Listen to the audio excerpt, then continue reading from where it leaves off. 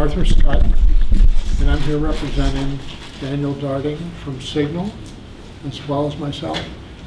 It's nice that I got to follow Lori, because I hired Lori at Arapahoe House. And that was a long task to find somebody who had those skills, and it was difficult. What I want to do is talk a little bit about being a provider and my experience of being at Arapahoe House 10 years ago, when we tried to begin doing this and do a good job of changing how we related to people. We had the mentorship of the Mental Health Center of Denver in that process. We were part of the Daylight Project and one of the participating agencies in that. What existed at that point in time was there was a fund of money at the Office of Behavioral Health that paid for interpreters.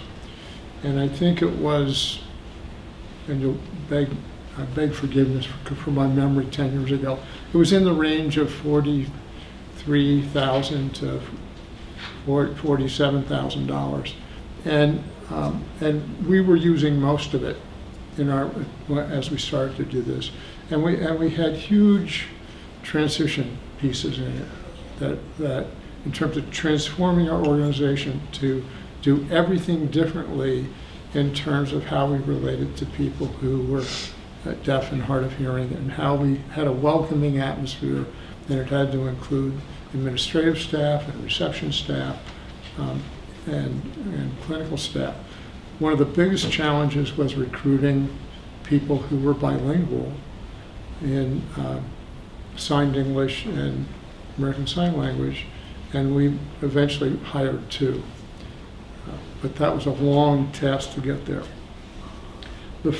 So when we started doing this, then we were approached by Signal and the Office of Behavioral Health to ask if we would be the experts for the substance use disorder experts for those people who were deaf and hard of hearing. And for that, we would get the total sum of the $43,000 to $47,000. It was less than 50 and more than 40. And I said, yes, that was great, and we would do that. And Lori mentioned that there was somebody in residential treatment. That was the first year. And that person in interpreting cost $20,000, right, out of the 40-some thousand dollars. So this clearly was not a good business plan on my part.